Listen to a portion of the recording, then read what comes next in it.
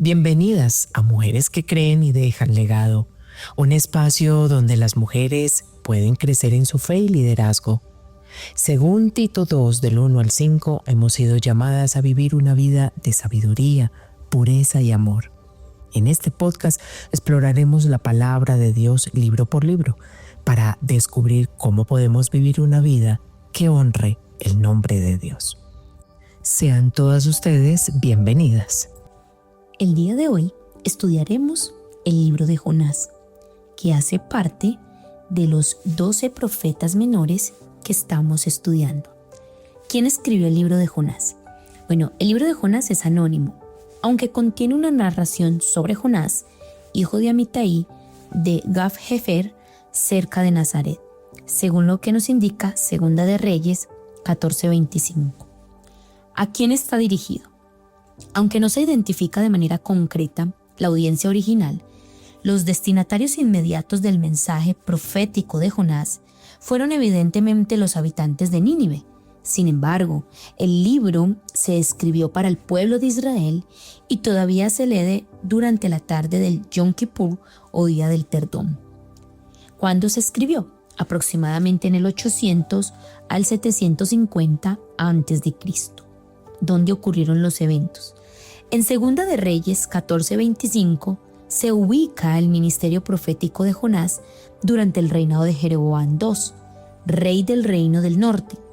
Jonás probablemente predicó en Nínive en algún momento entre la muerte del gobernante asirio Adad-Nirari IV, entre el 783 y el 782 a.C., y el reinado de Tiglath-Pileser III en el 745 y en el 727, bajo cuyo liderazgo Asiria logró el dominio militar sobre la región. Esto es importante entenderlo para poder entender por qué el desasosiego de Jonás frente a la predicación al pueblo de Nínive, capital de Asiria. Versículo clave. Jonás 1:12.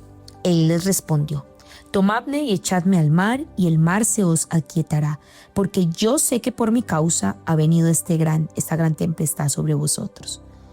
Jonás 3:5. Y los hombres de Nínive creyeron a Dios y proclamaron ayuno, y se vistieron de cilicio desde el mayor hasta el menor de ellos. ¿Cuál es el propósito y tema? Jonás es el sobresaliente libro misionero del Antiguo Testamento. Demuestra el amor de Dios a los gentiles en el capítulo 4, verso 11, un mensaje siempre difícil de comprender para los judíos, especialmente varios siglos antes de que apareciera Pablo, el misionero a los gentiles. El carácter de esta profecía es del todo diferente al de otros libros proféticos. Presenta la historia de una vida con énfasis en el trato de Dios que dio al hombre llamado Jonás. No se trata tanto de Nínive, sino del corazón de Jonás. El libro contiene múltiples lecciones. Cuando Dios hable, respóndele y síguele con fe.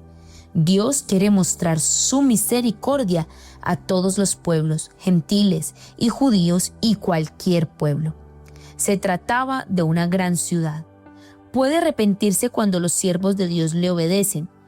Tiene significación adicional el hecho de que la terquedad de Jonás es característica del empecinamiento de la nación israelita como conjunto. O sea, Jonás es la representación del pueblo de Israel.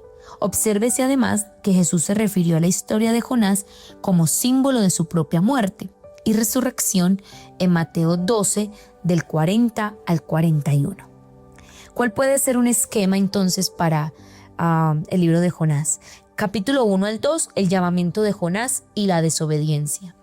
Dios llama a Jonás, un residente del reino del norte, para que vaya a predicar el arrepentimiento a Nínive, la ciudad-estado más grande y poderosa de su tiempo. En su celo patriótico, como les decía anteriormente, por Israel, Jonás pone a su país por delante de Dios, rebelándose en contra de la comisión divina. El profeta se sube a un barco para escapar de su misión. En lugar de ir 800 kilómetros al noreste hacia Nínive, Jonás intenta ir 3.200 kilómetros al oeste hacia Tarsis, básicamente España en el tiempo de hoy. El barco se ve atrapado por una devastadora tormenta y Jonás es tirado al mar por los que están a bordo. quienes esperan escapar así de la ira de la tormenta causada por la presencia y desobediencia de Jonás. Luego, el profeta es tragado por un gran pez. Dios utiliza el pez para rescatar a Jonás y captar su atención y finalmente lo deposita en firme tierra. El capítulo 3 al 4, el renovado llamamiento de Jonás, porque Jonás, obedeciendo la segunda llamada a Dios, predica a los habitantes de Nínive. Está bien, ellos se arrepienten, se entristecen por su pecado y Dios preserva la ciudad. Sin embargo, Jonás se enoja porque él ha mostrado misericordia con estos paganos. En uno de los versículos dice: yo sabía que tú ibas a tener misericordia de ellos. Pues obviamente Dios después deja que Jonás sepa que piensa ofrecer su gracia y misericordia a todos los pueblos. ¿Cómo podemos ver entonces a Cristo en el libro de Jonás? La notoriedad de Jonás se debe a que es el único profeta con quien Jesús mismo se identificó. En Mateo 12, 39 al 41. Así como Jonás estuvo 3 días y 3 noches en el vientre de la ballena, Cristo usa una experiencia como ejemplo de los 3 días y las 3 noches en que estaría en las profundidades de la tierra, después de su crucifixión. Ahora bien, ¿por qué las mujeres deben de leer el libro de Jonás? El libro de Jonás, tal vez más conocido de los 12 profetas menores, no es simplemente una historia para niños, más bien, les recuerda a las mujeres que la obediencia a Dios suele implicar dejar de lado la comodidad. En el contexto del canon bíblico, Jonás desafía a los seguidores de Cristo a reconsiderar su a veces inadecuada visión de Dios, a ser radicalmente obedientes a Él y a evitar el orgullo y la hipocresía mostrados por este profeta, quien estaba más preocupado por su propia comodidad que por una ciudad al borde de la destrucción. ¿Cuál puede ser entonces una aplicación personal para el estudio de Jonás? ¿Ha sido usted alguna vez como Jonás? ¿Huye de las ocasiones de compartir la verdad de su Salvador con los que lo rodean? ¿Se mueve con insensible indiferencia por ahí sin decir nada sobre la gracia salvadora de Dios a sus compañeros de trabajo, vecinos, amigos y familia? No siga el ejemplo de Jonás.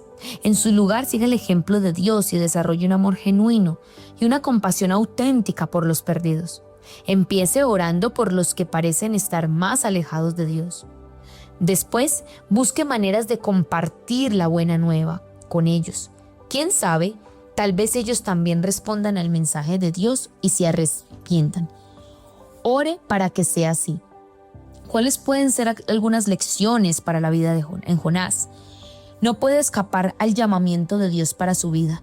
Él lo perseguirá hasta los confines de la tierra, o como en el caso de Jonás, dentro del vientre de un gran pez. El amor y la misericordia de Dios son para todos.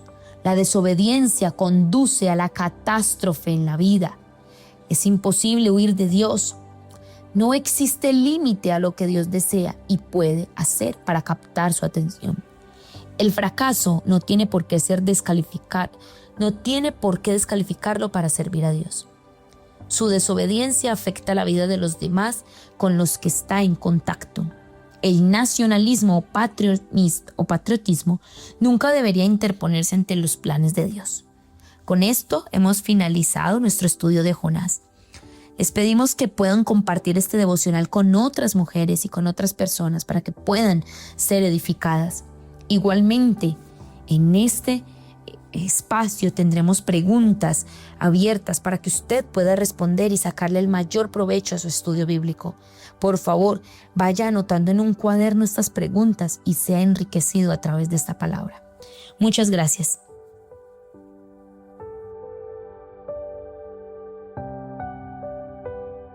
Les invitamos a entrar a nuestra descripción y contestar las preguntas que en cada podcast estamos dejando.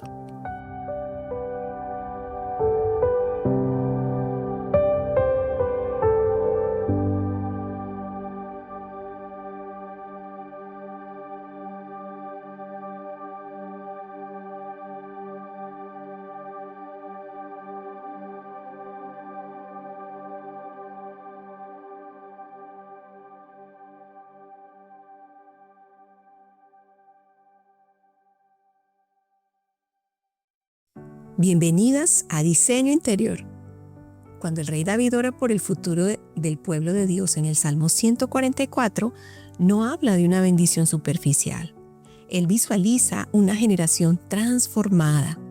Ve a los hijos como plantas maduras, firmes y estables. Y cuando habla de las hijas, usa una imagen poderosa, como columnas esculpidas para adornar un palacio. David no habla de ornamento frágil, habla de estructura. Estas columnas se parecen a las cariátides, figuras femeninas talladas con belleza. Sí, pero creadas para soportar peso. No estaban en el centro para ser admiradas, estaban en las esquinas, sosteniendo la edificación. En el Salmo no se sostiene un palacio, se sostiene una nación. Esta es la visión bíblica de una feminidad piadosa. Belleza con fortaleza, gracia con responsabilidad, influencia silenciosa pero decisiva. Y aquí es donde entra nuestra experiencia juntas. Diseño interior. Este no es un estudio de apariencia externa, ni de conductas superficiales. Es una invitación a permitirle a Dios hacer una remodelación profunda de tu corazón. Porque ninguna columna puede sostener si primero no ha sido bien formada por dentro. El apóstol Pablo nos muestra este mismo diseño en Tito 2. Allí vemos un retrato contracultural de la mujer cristiana. Una mujer que honra a Dios y que refleja el corazón de Cristo. En este pasaje encontramos lo que podríamos llamar el currículum básico de la feminidad bíblica.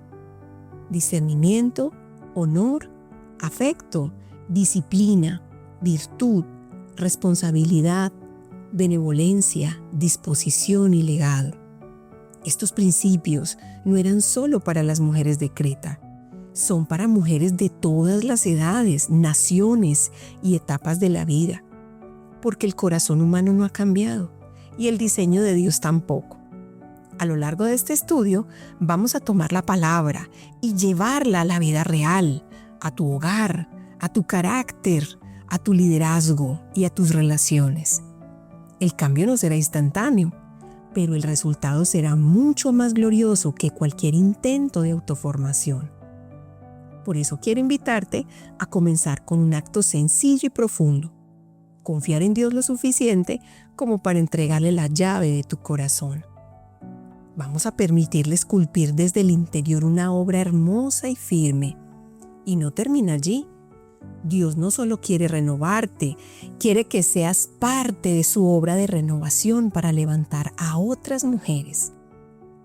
Esta es la invitación. Ven, trabajemos juntas en tu diseño interior. Ven a ser formada como columna, no para tu gloria, sino para la estabilidad de tu casa, de tu iglesia y de las próximas generaciones. Caminemos juntas, semana a semana, con la palabra abierta, el corazón rendido y la mirada fija en Cristo. Porque todo se trata de Él, por Él y para Él son todas las cosas. Diseño interior nos mostrará la cruz como un estilo de vida. Porque el Calvario no es solo el lugar donde Cristo murió, sino el lugar donde nuestro yo debe morir cada día. Dios no unge el talento, Dios unge el corazón rendido.